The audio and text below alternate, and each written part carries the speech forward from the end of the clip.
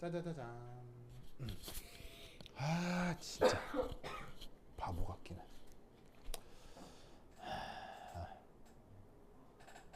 자 갑니다. 완전 중요해 이거. 완전 중요해. 자 이제 이름 자체도 좀 독특한데 consecutive가 무슨 말이에요? consecutive가 연속적인. 아마 연속적인 순차적인. 그래서 이제 한 번 되고 그 다음 이렇게 연달아 되고 그럴 때 쓰는 형용사 consecutive. 그 다음 연우신? 연우신? elementary reaction이 뭐? elementary reaction. 연우신 눈을 좀 떠봐. 눈이 잘 안 보여요. 안구를 좀 보여줘요. 자 elementary reaction. 우리말 번역해봐. 바로 다 아는 말이에요. 단일 단계 반응이요.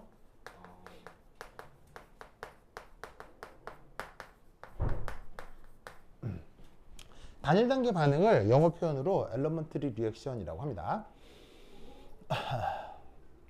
자, 그래서 이제 관련해서 이걸 설명해 줄 수 있는 문제를 하나 볼 건데, 나눠드린 교재 307페이지 있죠. 307페이지에 연습문제 26번이라고 있을 거예요. 307페이지 연습문제 26.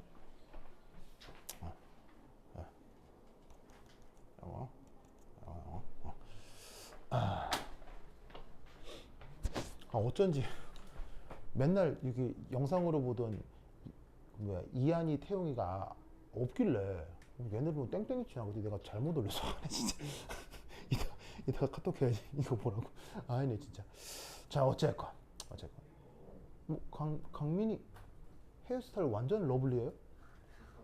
진짜 뽀뽀를 부르는 헤어스타일인데요. 진짜 완전 사랑스럽습니다. 자 봅시다. 자 그래서 거기 이제 문제에 나와 있는 걸 이제 문제풀이 형식으로 요 내용을 한번 설명을 할 건데요.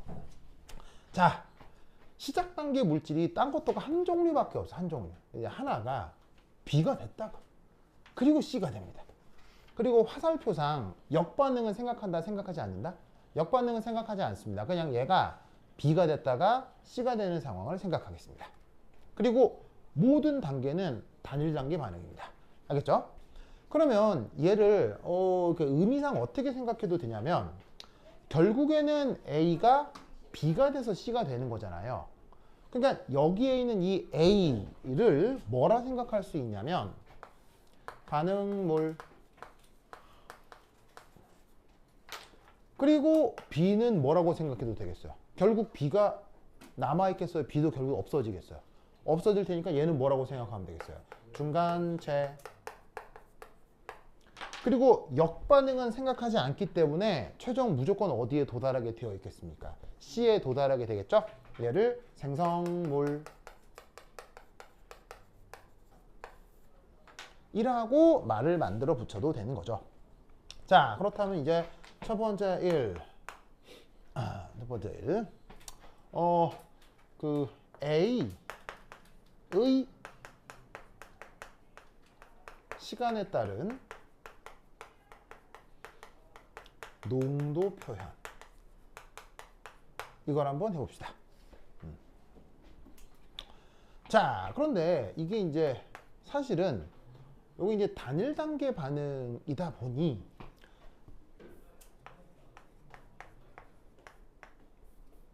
마이너스 dA dt 마이너스 dA dt를 어떻게 쓸 수 있느냐? KA의 A의 1승 이렇게 쓸 수 있죠. 단일 단계 반응이니까 앞에 이제 화학양으로 개수가 있으면 그거 그대로 써주면 되는 거예요.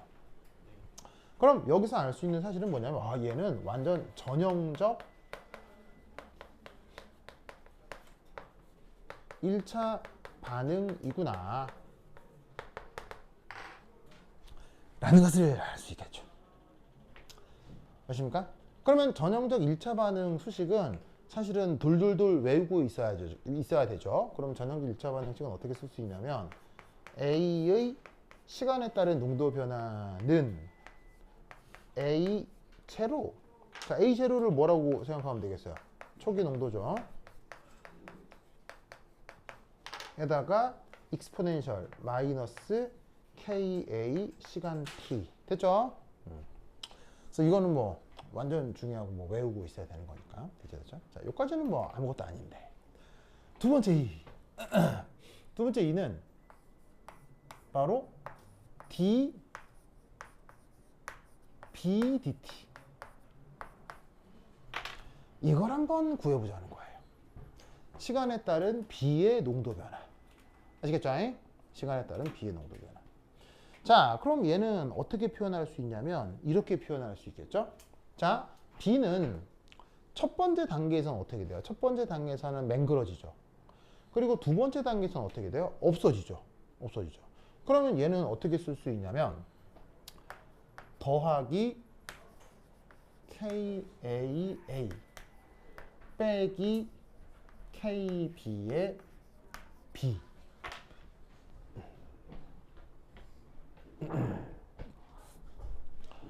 저리 쓸 수 있죠. 쓸 수 있죠. 그래서 더하기는 만들어지는 거고 빼기는 생기는 거. 빼기는 없어지는 거고. 근데 여기 보시면은 요 A의 농도는 어떻게 해놨어요? 이미 여기서 구해놨죠. 구해놨죠. 그래서 쟤를 어떻게 할 수 있느냐? 쟤를 저기에 넣어. 그럼 어떻게 되느냐? KA 곱하기 A 제로. 그 다음 익스포넨셜 마이너스 KAT 빼기 KB의 B.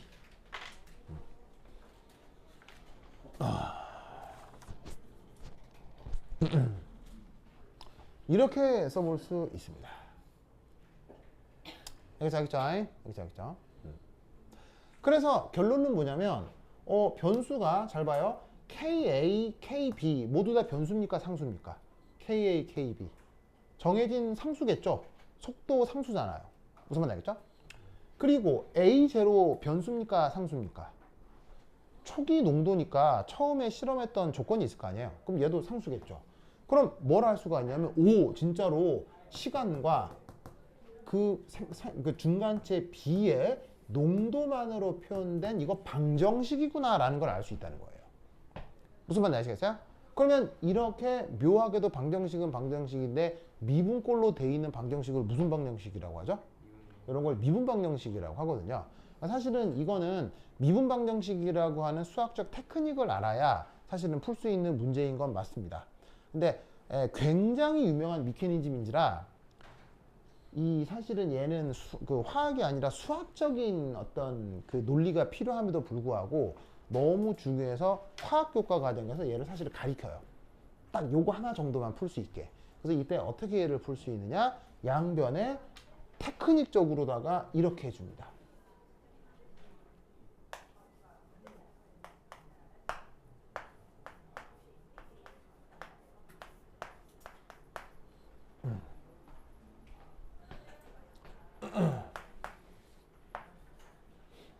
K, KB 하고 KB, T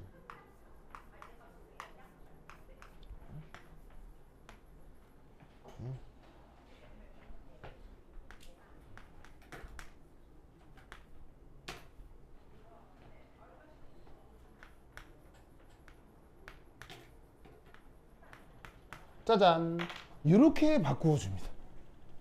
이렇게 바꿔줍니다. 자, 되게 심각하게 보는 건데 살펴보시면 완전 그냥 당연한 겁니다. 완전 당연한 겁니다. 그냥 어떻게 한 거냐면요. 자, 되게 난데없을 겁니다. 근데 난데없게 그냥 이렇게 합니다. 난데없게 마치 모든 것을 알고 있는 것처럼 아시겠어요? 마치 모든 것을 알고 있는 것처럼 이러면 풀리지롱 뭐 이렇게 하는 거예요. 무슨 말인지 알겠어요? 그래서 어떻게 하느냐? 난데없이 양변에 곱하기 익스포넨셜 KBT를 그냥 곱해줍니다. 그래서 얘를 풀려면 저렇게 곱해주면 풀린다 라는 사실이 이미 알려져 있어요. 저게 이미 알려져 있습니다. 이미 알려져 있습니다. 자, 위 이렇게 바꿀 수 있는 거 아시겠죠? 됐죠? 네. 그러면 이때 얘를 어떻게 표기할 수 있느냐? 이렇게 표기할 수 있습니다. 얘를 안으로 집어넣으면 익스포넨셜 KBT의 B로 묶은 것을 시간에 대해 미분한 것이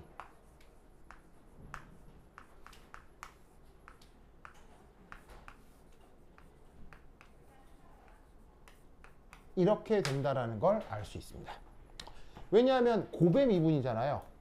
곱의 미분은 어떻게 되겠어요? 곱의 미분은 하나 내버려 두고 뒤에 거 미분하고 그 다음에 하나 내버려 두고 앞에 거 미분하고 알겠죠? 그래서 두 곱의 함수를 미분했다고 치면 얘를 이런 표현으로 바꿀 수 있다는 거죠. 알겠죠? 그러니까 눈에 잘 안 보일 텐데 미분 방정식은 이 눈에 잘 안 보이는 테크닉을 암기하는 학문이 미분 방정식입니다. 그래서 미분 방정식은 이렇게 하면 되지롱 하는 몇 개 정해진 기술들이 있어요. 그 기술들을 끊임없이 암기하는 학문이 미분 방정식이에요. 무슨 말 알겠죠? 그래서 미분 방정식은 더 이상 연구하지 않아요. 왜냐하면 미분 방정식은 수학에서 연구하는 주제가 아니에요. 왜냐하면 미분 방정식은 완벽하게 연구가 돼 있어요. 미분 방정식은 어떻게 완벽하게 연구가 돼 있냐? 풀리는 미분 방정식과 풀리지 않는 미분 방정식이 완전히 정해져 있어요. 그러면 풀리는 미분 방정식은 어떻게 푸느냐? 풀리는 미분 방정식의 해를 그냥 외우는 거예요. 그래서 미분 방정식은 풀리는 미분 방정식의 해를 외우면 그냥 A예요. 안 외우잖아요? 그러면 A를 못 받아요. 그러면 안 풀리는 미분 방정식은 어떻게 되느냐? 안 풉니다. 끝. 그게 다예요, 그냥. 그게 수학에서 배우는 미분 방정식입니다. 그러면 미분 방정식을 안 풀리면 안 풀리는 대로 내비둘 수 있으면 좋은데 묘하게도 안 풀리는 미분 방정식에 대한 해를 요구하는 사람들도 있을까요, 없을까요? 당연히 많습니다. 특히 어디? 공대. 그럼 공대에서는 안 풀리는 미분 방정식을 어떻게 하게 해요? 컴퓨터로 근사적으로 피팅합니다. 그 기술을 공대에 가면 배웁니다. 그래서 안 풀리는 건 안 풀리는 대로 공대에서 근사적으로 함수 값을 구해내는 테크닉들을 만들어냅니다. 그런 것들을 이제 개간 근사적으로 함수를 만들어냅니다. 그런 테크닉은 나중에 공대 가시면 배워요. 알겠죠? 그래서 그 수학과에서는 미분 방정식이 풀리느냐 안 풀리느냐를 배우는 게 수학과의 미분 방정식이고 화학과의 공대의 미분 방정식은 안 풀려? 괜찮아. 컴퓨터가 있으니까 해서 하는 게 공대의 미분 방정식입니다. 그래서 그걸 뭐라고 하냐면 공수라고 해요. 공수가 뭐예요? 공수가 뭐냐면 공수가 뭐예요? 공수도. 공수도. 아니 몰라 이거? 빌공, 수, 맨손이란 뜻이죠. 맨손으로 하는 무예를 공수도라고 합니다. 이렇게 무슨 말 했어요? 그런데 여기서의 공수란 공업 수학의 줄임말입니다. 그래서 여러분 여기 공대 생각하는 사람 여기 공대 생각하는 사람 공대 가면요. 공대에서 가장 중요한 과목이 이겁니다. 이게 제일 중요합니다. 공대 무슨 과 갈 거예요? 생각 안 했어요. 준이 공대 무슨 과 갈 거예요? 반도체 쪽. 그럼 공대 반도체 쪽으로 간다. 공대에서 반도체를 배우느냐? 아니요. 반도체를 가도 이거 배웁니다. 산업공학과도 이거 배웁니다. 화학공학과 가도 화학 안 배웁니다. 이거 배웁니다. 화생공 가도 화학 생물 안 배웁니다. 이거 배웁니다. 정말이에요. 공대는 이거예요. 이거 배우러 가는 거예요. 그러니까 이게 여러분이 진로 생각을 할 때 잘 모르시는 게 있는데 봐봐요. 최근 그 서울대 기준으로 가장 인기 있는 공대 중에 하나가 화생공이잖아요. 이게 가장 요즘 커트라인도 높고 막 그렇다요. 유명하대요. 그 화생공이라고 하면 진짜 모르는 진짜 사람들이 어떻게 생각하냐면 화생공 가면 화학과 생물을 배울 거 이렇게 생각하잖아요. 멍청한 생각이에요. 화생공에서는 뭘 배우게요? 공을 배우는 거예요. 공. 화생공에서는 화학 안 배워요. 생 안 배워요. 그냥 지금 여러분들이 가지고 있는 화학 생물 지식 있죠? 그건 충분해요. 이미 그걸로 충분해요. 화생공에서 생물 안 배워요. 화생공에서 뭘 배운다? 공을 배워요, 공. 공이 뭐예요? 공업수학이에요. 이걸 모르더라고요. 그러니까 왜냐면 공대를 안 가본 거지, 혹은 공대 다니는 친구들을 안 사귀어 본 거지. 나는 공대 나왔어요. 어디 나왔어요? 나는 내추럴 사이언스 나왔잖아요. 난 디파트먼트 오브 내추럴 사이언스. 나는 엔지니어링이 아니고 공대를 영어로 뭐라고? 엔지니어링이라고 하죠. 엔지니어링이라고 하잖아. 나는 엔지니어링을 안 나왔고 난 내추럴 사이언스를 나왔지만 내 주변 친구들이 엔지니어가 많을 거 아니에요. 여러분, 전기공학부에서 뭐 배워요? 공 배우는 거예요. 공 알겠어요? 전기 아니에요. 공 배우는 거예요. 공 알겠어요? 기계공학과에서 뭐 배워요? 공 배우는 거예요. 전기공학부, 기계공학부 나온 친구들이 있었겠어요? 없었겠어요? 주변에 많았겠죠. 기숙사에도 살고 뭐 어렸을 때 하숙도 하고 뭐 그랬으니까. 같은 그 부산과학부 동기 중에 간 애들 많거든요. 얘네들이 제일 학을 띄는 과목이 이거예요. 공수예요. 공수. 공수가 무려 3학기짜리예요. 공수 3학기가 뭐냐면 수학과 애들이 4년 배울 걸 3학기에 배우는 거예요. 수학과 애들이 수학과에서 4학기에 배울 걸 뭐 4학기에 4년에 또 배우는 게 뭐 수학과에 뭐 선형 대수 있고 뭐 있고 막 있을 거 아니에요. 수학과에서 배우는 거. 그거를 3학기로 압축해 놓은 게 공업수학이에요. 그래서 공업수학은 수학과 애들이 어떻게 평가할까요? 수학이 아니다. 뭐 저런 이상한 걸 하느냐. 그래서 수학과 애들은 수학으로 안 쳐줘요. 근데 공대 다니는 애들은 수학과 애들이 4년 배울 걸 3학기 해치우고 있는 거니까 미칩니다, 이거. 미쳐요, 미쳐. 그래서 이걸 배워야 드디어 공이 되는 거예요. 나머지는 사실 전혀 안 배운다. 이건 좀 약간 내가 좀 이제 과장해서 얘기한 거고, 나머지는 부차적인 겁니다. 이게 된 상태에서 조금 더 배우는 겁니다. 이게 된 상태에서 조금 더 배우는 겁니다. 무슨 말인지 알겠어요? 그래서 공대를 나오면 전기적 기술을 습득하는 게 아니고요. 공학적 사고방식을 갖게 되는 겁니다. 공대를 나오면 화학 생물을 배우는 게 아니고요. 공학적 사고방식을 배우는 거예요. 데이터를 근사적으로 수리적으로 처리하는 방법. 컴퓨터를 이용해서 데이터를 처리하는 방법. 무슨 말인지 알겠어요? 그걸 배우는 겁니다. 그래서 전기공학부를 나와도 삼성물산 같은 데 취직을 하는 거예요. 기계공학과를 나와도 건설사 같은 데 취업하는 거예요. 화생공을 나와도 SM 엔터테인먼트 같은 데 취직하는 거예요. SM 엔터테인먼트 같은 데 취직할 수 있어요. 원서 내면 된다니까요. 네. 근데 무슨 말인지 알겠어요? 뭔 말인지 알겠어요? 그러니까 이게 공대를 이게 잘 생각해야 돼요. 알겠어요? 공대는 이걸 배우는 게 아니고 이걸 배우는 거 이거. 알겠죠? 알겠죠? anyway. 그래서 미운 방식 하면서 여러분 겸사겸사 말씀을 드렸습니다. 그래서 나중에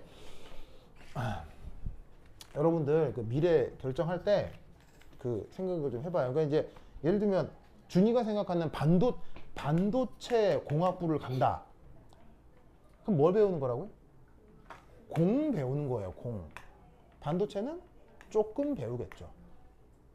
그럼 만약에 내가 반도체라는 물질에 관심이 있다. 그럼 어디를 가야 되겠어요? 사실은. 바로 재료요? 재료공학부. 뭐 배우는 곳이에요? 공을 배우는 곳이에요. 공을 배우는 것이에요. 재료 배우긴 배우죠. 조금. 그럼 진짜 재료에 궁금하다. 반도체가 궁금하다. 어디로 가야 되겠어요? 물리학과나 화학과 가야 돼요. 무슨 말인지 알겠어요? 진짜 반도체라고 하는 그 물질에 대한 연구를 하고 싶다. 그러면 어디 가야 돼요? 화학과나 물리학과 가셔야 돼요. 무슨 말인지 알겠어요? 그래서 뜻있는 공대생들은 어떻게 해요? 뜻있는 공대생 애들은 자연대 와서 물리와 화학을 들어요. 자연대 와서. 그게 전공 대체가 되거든요. 그러니까 공대에도 물리나 화학 수업이 있단 말이에요. 공대에도. 근데 뜻있는 공대생 애들은 자기가 좀 실력을 향상시키기 위해서 자연대 와서 물리하고 화학을 듣는 공대생 애들도 있어요. 무슨 말 알겠어요? 예, 뭐 복수 전공일 수도 있고 복수 전공 아니고요. 그냥 그렇게 투어링 하는 애들도 있어요. 예, 우리가 대학에 가면 투어링이라고 하거든요. 그러니까 예를 들면 뭐도 듣냐면 난 자연과학부잖아요. 난 뭐도 들으려고 그랬냐면 그 식품 영양학 수업도 들었었어요. 식품 영양학. 왜냐하면 왠지 뭔가 조리하고 막 이런 게 되게 조리 실습 수업이 있었거든요. 식품 영 너무 듣고 싶은 거예요. 그래가지고 화학과에 있는 애들 막 꼬셔가지고 야 우리 저거 한번 들어보자 우르르 갔거든요. 딱 가가지고 거기 딱 앉아 있는데 당연히 뭐 행정적으로나 법적으로 듣는데 문제 있어요. 무조건 들을 수 있어요. 무조건 들을 수 있어요. 그럼 이제 뭐냐면 성적표상에 그런 수업은 내 전공과 직접 관련이 없기 때문에 일반 선택이라고 해서 학점이 나오거든요. 다 행정적으로 들을 수 있는데 딱 들어가서 딱 앉아 있는데 갑자기 그 담당 교수님이 쑥 들어오시더니 이번에 그 수강 신청한 거를 보니까 그 타과 학생들이 많이 좀 지원을 하셨네요. 그런데 우리 여기 학교 그 사정상 실습실이 모자라서 그러니까 이 타과 학생들은 드랍해 주시기 바랍니다. 라고 첫 시간에 드랍을 강요하시더라고요. 그래서 교수님 안녕히 계세요 하고 나왔지요. 뭐 하여튼 그랬던 적이 있습니다. 무슨 말 알겠어요? 그래서 이제 대학에 가면 이게 다 투어할 수 있어요. 투어라고. 그러면 투어하면 재밌습니다. 내가 꼭 자연대니까 자연대만 되니까 공대 수업도 들어보고 그래 막 이렇게 투어하면 이게 재밌어요. 되게 재밌어요. 하여튼 그렇다. 투어했던 애 중에 전설적인 친구가 있었는데 전설적인 내 친구가 있었는데 내가 95학번이거든요. 근데 96학번에 지니어스 2명이 들어온 거야. 지니어스 2명. 이름이 아직도 기억나. 박철완이라는 친구하고 이연이라는 친구가 있었어. 이 둘이가 이게 서울과학고 졸업생들이야. 서울과학고. 근데 서울과학고에서 나는 몰랐지. 1, 2등 하던 애들이래. 거기서 1등, 2등을 번갈아 하던 애들이래. 지니어스야. 애들은 정말 지니어스야. 그래가지고 9학번에 딱 들어왔는데 얘들이 완전 모범생. 모범생 아니야, 모범생. 이렇게 항상 패션도 똑같아. 이렇게 청바지를 이렇게 배바지로 이렇게 입고 그러니까 아빠들 하는 버클을 한 다음에 이렇게 셔츠 있죠, 셔츠. 폴로 셔츠 같은 셔츠를 목까지 딱 단추를 걸고 그다음에 백팩을 딱 짧게 메고 운동화를 신고 캠퍼스를 누비는 2명. 박철원과 이연. 누가 봐도 모범생. 근데 얘들이 투어를 하더라고. 몇 학년 때부터? 1학년 때부터. 1학년 때부터 이게 얘네들이 이제 9, 6학번부터 자유전공 뭐 이렇게 돼가지고 이게 화학과 물리학과 구분 없이 자연대로 뽑았어요. 자연대. 그래서 9, 6학번들은 2학년 때 과를 선택하게 뭐 그랬었거든요. 그때 잠깐 제도가. 그래서 얘네들은 화학과도 아니고 물리학과도 아니고 그냥 자연대 학생으로 뽑힌 상태에서 1학년이잖아. 1학년인데 갑자기 난데없이 물리학과, 화학과 3, 4학년 수업, 그 다음에 전기공학부 3, 4학년 수업, 기계공학과 3, 4학년 수업을 투어링을 하고 다녀요, 애들이. 성적이 올 A뿔. 올 A뿔. 그래가지고 얘네들이 1학년 애들인데 공대, 자연대 모든 수업을 투어링을 하니 올 A뿔이 나와서 교수들이 얘들 뭐지? 왜 학번이 나오잖아. 학번이 나오는데 얘들이 뭐지? 이게 공대 우리 과는 아닌데. 그래서 A뿔 막 무슨 말 알겠어요? 그리고 교수들이 빡쳐가지고 그 해에 같은 클래스 들은 애들 다 CD 줬어. CD. 왜냐면 너네들은 이 1학년 애들이 와서 A반인데 너네들이 뭐냐 그래가지고 이 박철현, 이연 듣는 수업은 초토화돼요. 나머지 애들이 교수들이 빡 들어가지고 이 공부도 안 하고 하고 막 정말 유명한 애들이에요. 그래가지고 이 둘이한테 이제 어느 정도냐 과정 좀 더 못해서 교수보다 잘해. 교수보다 잘해요. 어느 정도로 잘하냐면 내가 이제 이 둘이랑 그래서 그래서 내가 어떻게 할까요? 이 둘한테 내가 완전 붙어 있었어요. 완전 붙어 있었어요. 어떻게 하면 되느냐? 만약에 숙제를 내야 돼. 그럼 이현 일로 와봐. 그래서 네 형 이렇게 와요. 그 선배님 그래서 이현 숙제 좀 보여줘. 네 선배님 그래서 꺼내. 그럼 고마워 이현 해가지고 그거를 그대로 베끼면 되겠어 안 되겠어? 그대로 베끼면 카피 떠서 큰일 납니다. 그럴 수는 없고 그럼 그런 숙제를 받았을 때 어떻게 해야 돼요? 그걸 보고 내가 공부를 하면 돼요. 그래서 절대 카피 안 뜨는 법은 뭐냐면 공부 잘하는 친구의 결과를 받아서 그걸 가지고 내가 열심히 공부하는 거예요. 그래서 아, 이 문제는 이렇게 푸는구나, 이 문제는 이렇게 푸는구나, 이 문제는 푸는구나 한 다음 그걸 습득하고 딱 닫고 내가 푸는 거예요. 그럼 절대 카피 안 떠요. 이게 공부 잘하는 사람의 도움을 받는 거예요. 만약에 그대로 베껴 써서 카피 뜨면 이건 완전은 너무너무 큰 민폐잖아요. 나중에 이렇게 공부를 하라고 하시겠죠? 그래서 그렇게 해서 엄청 도움을 받았는데 화학과에서 너무너무 유명한 수업이 바로 양자화학이라는 수업이 있었어요. 화학과 4학년에 개설되는 과목이거든요. 근데 나는 이때 5학년 때 들었어요. 5학년 때. 아니구나. 내가 4학년 때 들었어요. 그럼 이현이가 3학년 때 들은 거였잖아요. 딱 듣는데 설명을 막 하시는데 이 양자화학 교수님이 또 화학과에서 되게 유명하신 분이에요. 그 하버드 나와가지고 되게 진짜 잘생기고 멋지고 전 세계적인 석학이거든요.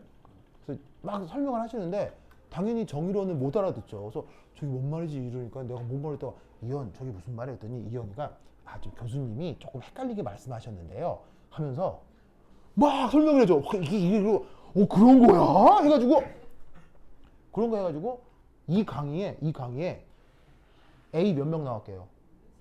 A 3명 나왔어요. A 3명 나왔어요. 한 명이 이현 A+, 박철환 A+, 나 A-. A 3명 나왔어요. 진짜로. 얘들은 아니었으면 F 떴을 거야, F. 박철환 이현 정말이라니까요. 그러니까 나중에 대학 가시면 이런 지니어스들이 꼭 있어요. 이런 애들을 잡아야 돼. 무슨 말 알겠죠? 그런데 나는 얘들을 지니어스라고 하는 건 이 지니어스라고 하는 거 있잖아요. 이걸 얘기하는 게 아니에요. 지니어스는 애티튜드를 얘기하는 거예요. 지니어스는 이게 결정하는 게 아니에요. 지니어스는 애티튜드예요. 자세예요. 무슨 일이 있었냐면 이거는 솔직히 정의로는 스스로 내가 공부를 좀 한다고 생각하거든요. 정의로는 공부를 잘할 수 있는 소질을 많이 가지고 있다는 생각을 하는데 그럼에도 불구하고 정말 대단한 인간들이 있구나를 깨달았던 에피소드가 있어요. 어느 날 내가 이렇게 땡가땡 하고 있는데 갑자기 이현이 저기서 뽀로로 다 가고 있는 거예요. 근데 이현이가 뭐가 중얼중얼 이현이 아니고 박철환 이거 뭐 중얼중얼 보고 있는 거예요. 철환아, 그때 예 선배님 오는 거예요. 그래서 철환아 뭐냐 그러더니 예 좀 외울 게 있어서요 그러는 거야. 그래서 뭔데? 그래서 딱 봤더니 무시무시한 라틴어로 돼 있는 생의학 용어집인 거예요. 생물의학 용어집. 이 라틴어로 단어가 이만한 거 아세요? 여러분 생물만 배워도 생물 무슨 세포소 기관 라틴어로 다 돼 있는 거 알죠? 단어만 막 긴 거 이렇게 그거를 보고 막 외우고 있는 거예요. 그래서 철원아 이거 보니까 이거 생물 용어인데 왜 너 이미 물리학과 가기로 한 거 아니야? 그랬더니 철원이가 뭐라 그랬게요? 저는 외우는 게 좋아요.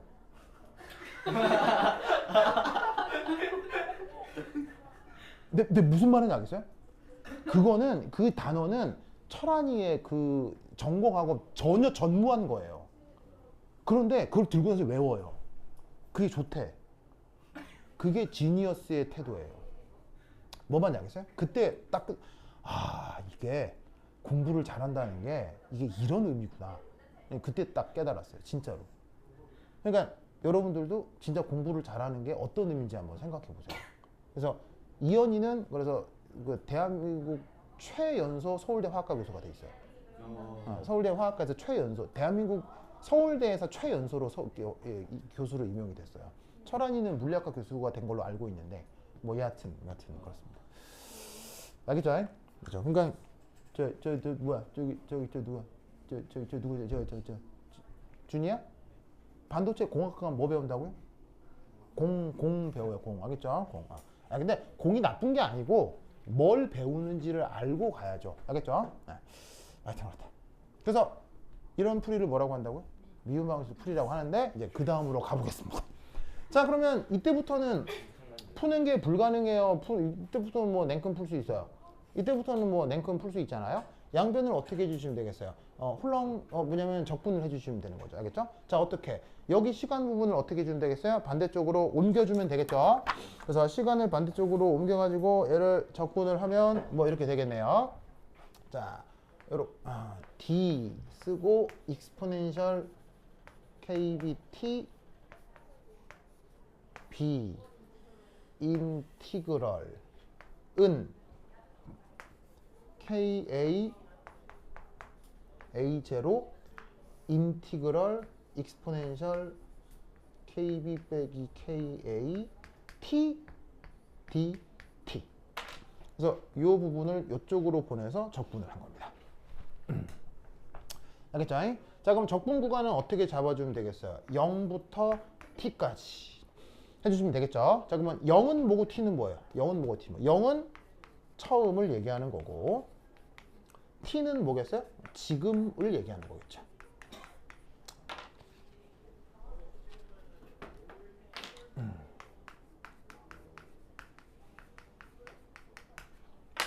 됐죠? 자, 그러면 얘도 어떻게 해주면 되겠어요? 처음하고 지금으로 표현해 주면 되는 거죠. 자, 그러면 처음엔 앞에 지수가 뭐였건 간에 처음엔 B가 얼마나 있었어요? 처음엔 B가 얼마나 있었어요? 처음엔 B가 없었을 거 아니에요. 무슨 말인지 알겠어요? 앞에 지수가 뭐였건 간에 처음에는 B가 없었겠죠. 왜? B는 뭐니까요?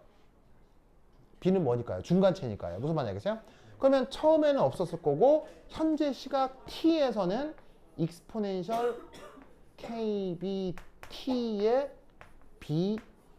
bt만큼 지금 시각의 어떤 농도만큼 있었겠죠. 무슨 말 알겠죠? 알겠죠? 그러면 여러분 아시다시피 지수는 뭐 적분하기 쉬워요, 어려워요? 뭐 금방 하는 거죠, 그죠? 똑같이 하는 거죠. 대신 이 앞에 상수를 앞으로 좀 빼주면 되는 거고, 알겠죠? 그러면 그렇게 했다고 치고 계산 결과 보시면 자, 위에 지운다. 줄게요. 지우자. 얘 지우자. 하면 그래서 따라서 BT. 그래서 이 적분한 다음에 이 앞으로 나누고 이 부분 나눠주고 하면 최종적으로 어떤 시간에서 B의 농도 표현할 수 있겠죠. 해주시면 최종적인 결과는 이렇게 됩니다. KA A0 over KB 빼기 KA 곱하기 익스포넨셜 마이너스 KAT 빼기 익스포넨셜 마이너스 KBT. 최종적인 결과는 이겁니다. 그래서 보시다시피 어차피 다 상수죠. 다 상수인데 여기 보시면은 지수함수 두 개가 선형적으로 연결되어 있는 것이 시간당 B에 따른 농도 표현입니다. 됐죠? 됐죠? 그러면 3번은 뭘까요? 3번은 바로 역시나 C. 요거 역시 표현해 볼 수 있느냐죠? 맞습니까? 그러면 C는 어떻게 표현하면 될까요? C 역시 미분 방정식을 풀어야 할까요? 네, C 역시 미분 방정식을 풀어도 상관은 없습니다. 풀어도 상관은 없으나 어떤 테크닉을 쓸 수 있냐면 여기 지울게요. 여기 지운다잉. 자, C에 대해서는 바로 질량 보존 관계를 씁니다. 자, 질량 보존 관계를 쓴다는 얘기는 처음에는 A가 있었겠죠. A0가 뭐라고 그랬어요? 반응물 A의 초기 농도라고 했죠. 그런 다음 시간이 지나고 나면 어떤 시각 T에서 A의 농도도 있을 거고 어떤 시각 T에서 B 농도도 있을 거고 어떤 시각 T에서 C 농도도 있겠죠. 맞습니까? 그러면 요 둘 사이의 관계는 뭐가 될까요? 이렇게 되겠죠. 결국 얘를 거쳐 이게 되니까 사실 최종적으로는 어떻게 되겠어요? 최종적으로는 시간이 무한히 지나면 이것도 0이고 이것도 0이고 다 얘가 돼야 되는 거잖아요. 그런 중간 상태에서는 어떻게 되겠어요? A가 반응해서 조금 일부 남아있을 거고 중간체도 조금 남아있을 거고 생성부도 일부 생겼을 테니까 이걸 다 더한 게 초기 농도랑 같아야 되겠죠. 맞습니까? 그러면 여기에 있는 이 A는 얘를 여기 뿅 집어넣고 여기에 있는 B는 얘를 뿅 집어넣고 하면 얘를 구해낼 수 있다는 얘기죠. 알겠죠? 그래서 열심히 계산을 하면 최종적인 결과는 이렇게 됩니다.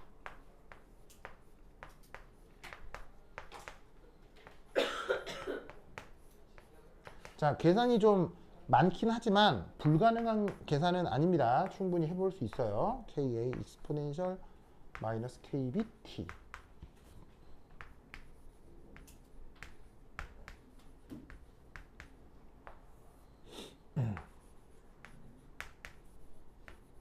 짜잔.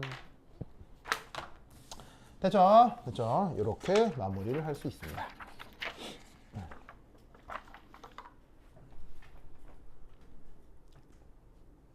됐습니까?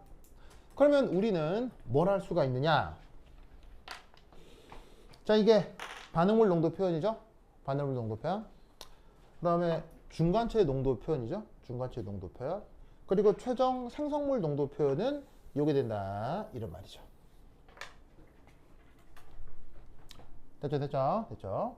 여기까지 됐어요? 그러면 그 다음 뭐 해야 되느냐? 여기 줄게. 여기 줄게. 여기 준다. 3. 그래프.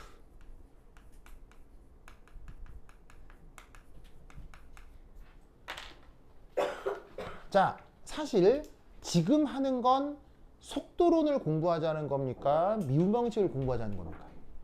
속도론을 공부하자는 거죠. 사실 계산이 좀 얄딱구리하긴 하지만 지금 이 챕터에서는 계산이 중요한 게 아니라 이거에 대한 분석, 이게 중요합니다. 아시겠죠? 그러면 어떻게 되느냐?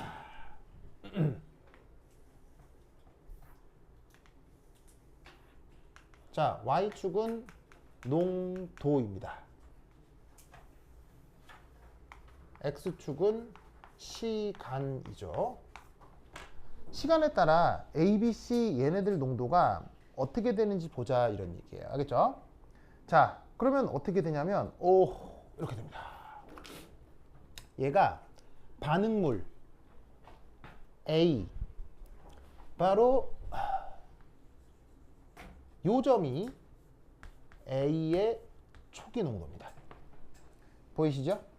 그러면 얘가 지금 지수함수죠. 지수함수대 앞에 마이너스가 있잖아요.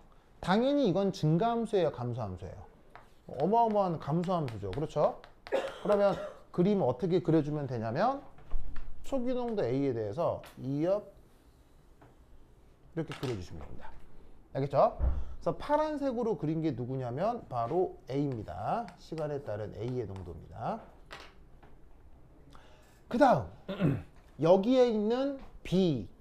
B는 어떻게 되냐면 C를 먼저 그려보도록 하겠습니다. C. 자, C는 어떻게 되냐면 요렇게 이제 보조선을 그린 다음에 C는 생성물이니까 처음에 있었어요? 처음에 없었어요? 생성물이니까.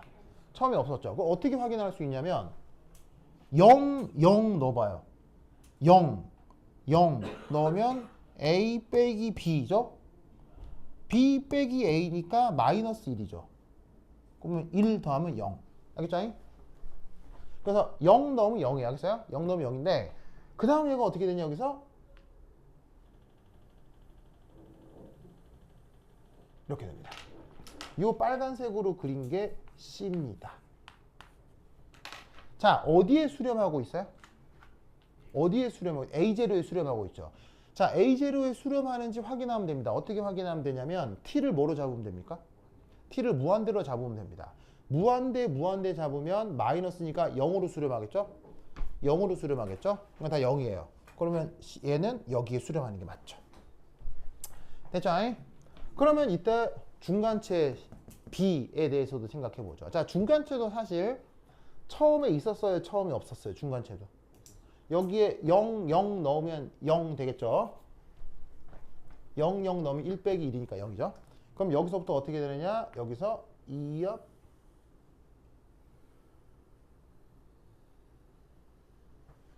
이렇게 됩니다. 알겠죠? 그래서 어떤 일이 벌어지냐면 처음에 없었다가 나타났다가 소멸하는 겁니다. 요게 시간당 중간체의 농도 변화율입니다. 그러면 여러분 이런 식의 수식을 몰라도 이 그림은 그릴 수 있겠어요? 못 그리겠어요? 수식을 몰라도 이 그림 그리겠어요? 못 그리겠어요? 그릴 수 있다는 얘기예요. 왜? 반응물은 만들어져야 돼요? 없어져야 돼요? 반응물은 만들어져야 돼요? 없어져야 돼요? 반응물은 무조건 없어져야죠. 생성물은 없어져야 돼요? 만들어져야 돼요? 무조건 만들어져야죠. 대신 어디까지? 원래 반응물이 있던 선까지. 그리고 B는 중간체인데 중간체의 특징은 뭐예요? 중간체는 저번에 말씀드렸죠. 중간체의 특징이 뭐예요? 중간체는 처음에 있어요? 처음에 없어요? 중간체는 처음에 없다가 어떤 녀석이라고 그랬어요? 갑자기 나타났다 사라지는 것. 그걸 중간체라고 했죠. 그 개념을 알고 있으면 수식을 몰라도 이렇게 그릴 수 있어야 한다는 얘기예요. 뭔 말인지 알겠죠? 요게 consecutive elementary reaction이라고 하는 건데 굉장히 중요합니다. 굉장히 중요합니다. 알겠어요? 굉장히 중요합니다. 그런데 이것의 하이라이트는 사실 이겁니다. 여시나요? 여실게요. 여시나. 의샤. 4. 이 consecutive elementary reaction을 연구하는 이유는 사실 이 4번 때문입니다.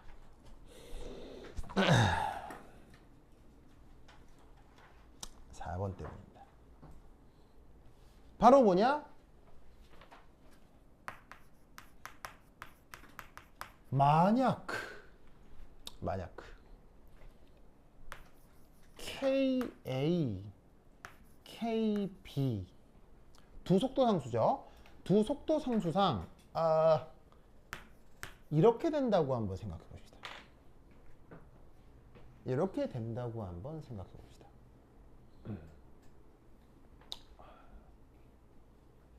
두 개를 비교했더니 어디가 크고 어디가 작다고요? B가 압도적으로 크다고 생각해 봅시다.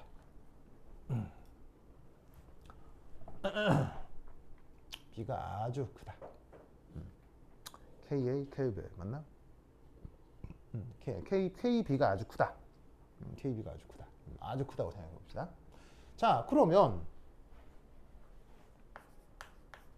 자, A의 농도 변화 특별히 달라질 거 있습니까? 그대로입니까? 그대로죠. 그대로죠. 그런데 이때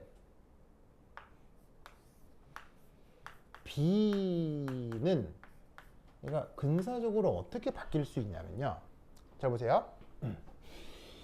얘하고 얘를 비교했더니 누가 압도적으로 작다고요? A가 압도적으로 작다고 생각해봐요. 그럼 어떻게 될 거냐면 얘를 무시해 볼 수 있죠.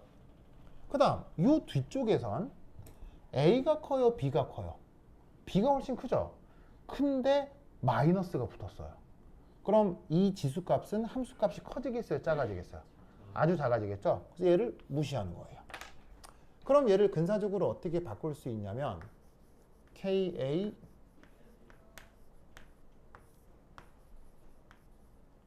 곱하기 익스포넨셜 마이너스 KAT 맞나요?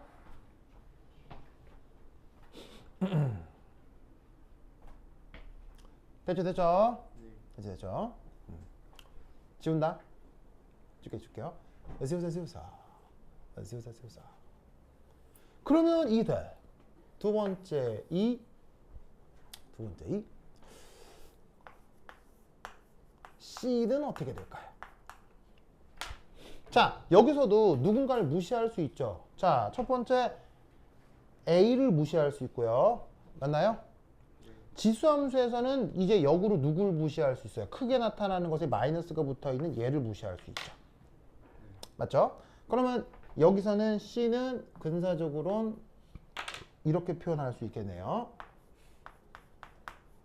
A의 초기 농도에다가 다 없어지고 1 빼기 익스포넨셜 마이너스 KAT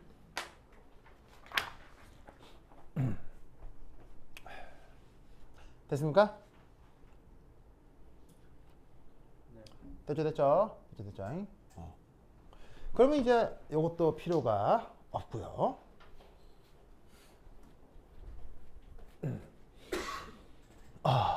그러면 세 번째 뭐 해야 될까요? 세 번째 뭐 해야 될까요? 세 번째 그래프 그래야 되겠죠?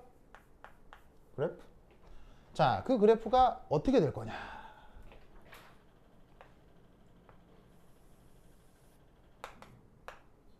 y축이 농도고 x축이 시간입니다. 자, 여기에서 어쨌건 시간에 따른 A의 농도는 딱히 얘는 별로 안 변했어요. 별로 변할 일이 없죠, 그렇죠? 변할 일이 없는 상태에서 이건 어떻게 되냐면 여기에 A의 초기 농도가 있고 이 수식을 여기 그냥 그래프로 그대로 그립니다. 여기 0 넣고요. 그럼 어떻게 되냐면 그냥 얘는 이렇게 됩니다. 여기 파랗게 그린 게 시간에 따른 A의 농도 변화입니다. 알겠죠? 그 다음 자, 생성물이 C잖아요. C도 그려볼게요. 그럼 C 어떻게 되느냐? C는 요 A0의 초기 농도 요거에 대해 처음에 없었다. 여긴 이 수식 이거 그대로 그리면 어떻게 되느냐? 이렇게 됩니다. 이게 시간에 따른 C의 농도 변화입니다. 알겠죠? 그리고 마지막 누구를 그릴까요? 얘를 그립니다. 얘 그리면 어떻게 된다? 얘 그리면 어떻게 되냐면 자, 0 넣으면 어떻게 돼? 0 넣으면은 이것분의 요거로 표현이 되는데 기본적으로 저기에 있는 B가 0이라고 한다고 하더라도 보시다시피 여기에 있는 A 값이 극도로 작잖아요. 극도로 작아서 이 값이 아주 큰 값으로 표현되기는 어려워요. 그래서 그걸 감안해서 이게 근사적으로 좀 표현을 해주면 어떤 일이 벌어지느냐? 얘가 이렇게 돼버립니다. 얘가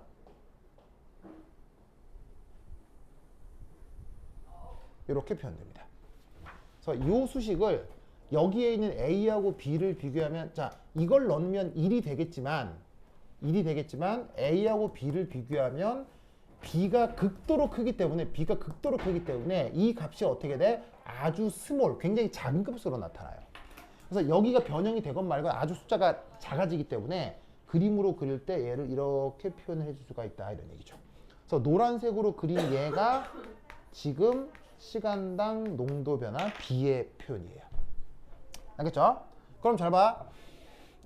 아까 앞의 경우하고 지금 두 번째 경우하고 결정적으로 달라진 건 누가 달라진 거예요? 중간체의 농도 변화가 매우 많이 달라졌죠? 이 현상을 뭐라고 그래?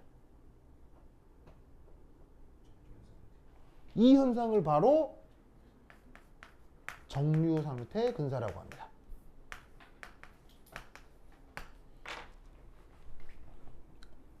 이렇게 되는 걸 정류 상태 근사라고 합니다. 왜죠? 자, 첫 번째 확인할 수 있는 건 뭐냐면 요겁니다.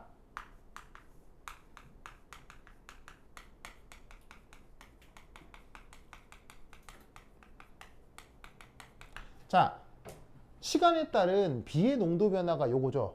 그럼 여기서 다시 한번 살펴보면 요 둘을 어떻게 표현할 수 있냐면 KB의 BT는 KA의 A0 익스포넨셜 마이너스 KAT 이렇게 쓸 수 있죠. 맞나요? 물론 근사적이긴 하지만 그럼 이때 여기서 얘를 이렇게 써도 되겠네요. 맞아요? 얘를 이렇게 써도 돼요? 어느 부분을 어떻게 치환했어요? 이 부분을 이렇게 치환했죠. 뭐로? 요걸로. 그래서 A0의 지수함수 곱한 게 A의 농도잖아요. 맞죠? 그러면 이때 요 수식으로부터 그 다음 어떻게 생각을 해볼 수가 있냐면 KAA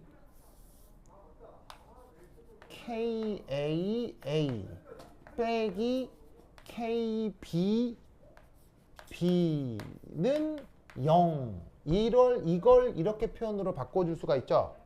맞아요? 그런데 이게 누구냐면 이게 바로 dB dt죠. 왜냐면 시간에 따른 B의 농도 변화율이 뭐예요? 전체 속도 식상에서 첫 번째 단계에서 만들어지고 두 번째 단계에서 소멸되는데 이게 바로 시간에 따른 중간체 B의 농도 변화율인 거예요. 그게 지금 근사적으로 뭐하다? 근사적으로 0에 가까워진다. 이걸 뭐라고 불러요? 정류상태 근사라고 하는 거예요. 무슨 말 알겠죠? 그래서 정류상태 근사의 수학적 원리가 되는 게 바로 이 consecutive elementary reaction입니다. 그래서 여러분 학교 선생님이 주신 학교 학습지에 어떤 그림이 나와 있죠? 학교 학습지에 이 그림이 나와 있습니다. 여러분 학교 학습지 보시면 선생님이 나눈 학습지 이거 나와 있습니다. 똑같은 그림이 나와 있어요. 알겠죠? 그래서 그 그림의 의미가 지금 이 얘기라고요. 알겠죠? 자, 썼어요? 썼죠. 그래서 자, 이제 이 그림을 지울게요. 요 그림을 지울게요. 두 번째 이. 그래서 정류 상태의 근사는 중간체의 농도가 저농도로 유지되는 것이 핵심입니다.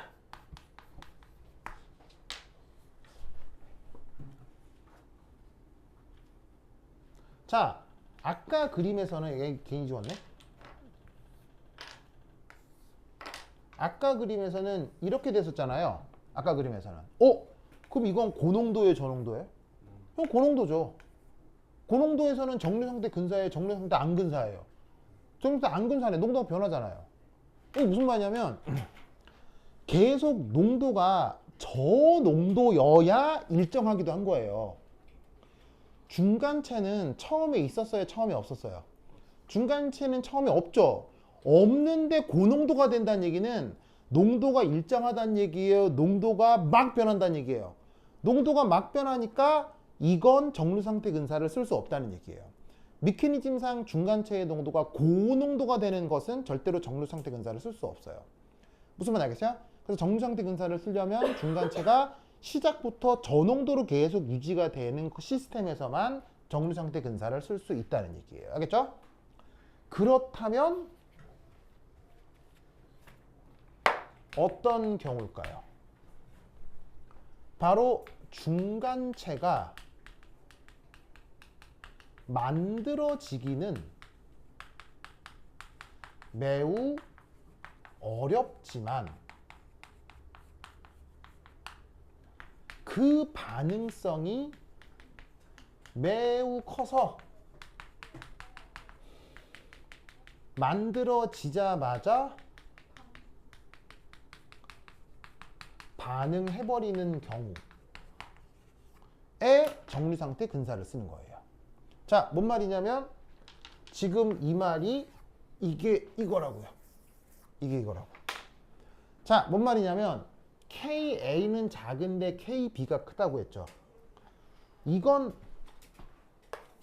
스몰인데 이게 아주 크다는 얘기예요.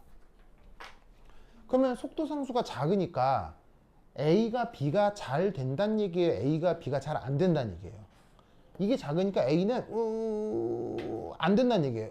안 된다는 얘기예요. 근데 이건 반응 속도가 빨라요, 느려요? 반응 속도가 빠르니까 안 돼 되자마자 뿅 되는 거예요. 알겠어요? 안 돼 하다가 만들어지면 뿅 없어지는 거예요.